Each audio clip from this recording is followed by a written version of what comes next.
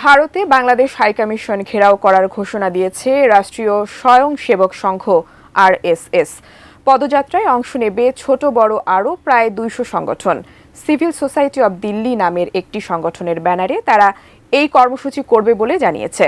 বিস্তারিত থাকছে রিপোর্টে। রাষ্ট্রীয় স্বয়ংসেবক সংঘ আরএসএস এর দিল্লি শাখার গণমাধ্যম ব্যবস্থাপনা সহপ্রধান রজনীশ জিন্দাল শুক্রবার দিল্লিতে সংবাদ সম্মেলন করেন। এতে জিন্দাল অভিযোগ করেন, বাংলাদেশে হিন্দুসহ সব সংখ্যালঘুর উপর নির্যাতনের ঘটনা ঘটেছে, আর এ কারণে সারা ভারতের জনগণ ক্ষুব্ধ। তাই তারা সবাই এক হয়ে প্রতিবাদের ডাক দিয়েছেন।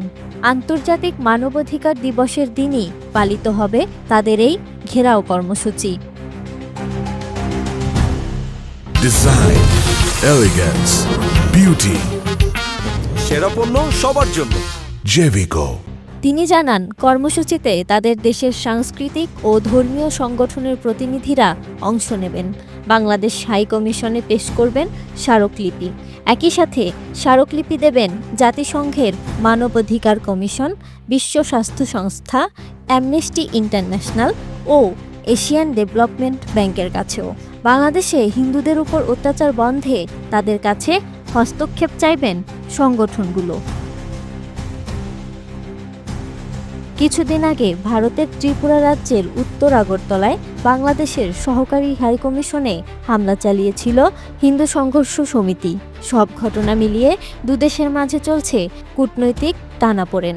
আর কথিত সংখ্যালঘু নির্যাতনের অভিযোগ এনে বাংলাদেশ হাইকমিশন ঘেরাও করার ঘোষণা দিয়েছে কট্টর হিন্দুত্ববাদী এই সংগঠন।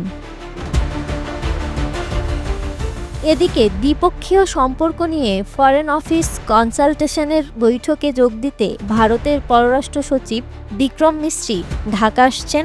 এই কর্মসূচি ঘোষণা নিশ্চিতভাবেই ভারতের পররাষ্ট্র সচিবের সফরের উপর ছায়া ফেলবে বলে ধারণা করা হচ্ছে।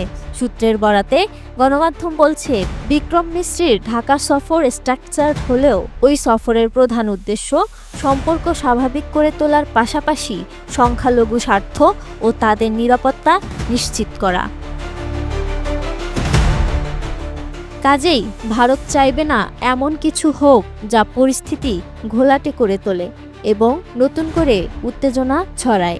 ভারত সরকারের পক্ষ থেকে মঙ্গলবারের এই কর্মসূচি বন্ধে কোনো ব্যবস্থা নেওয়া হয় কি না সেটাই এখন দেখার বিষয়। Desk report, ATN news.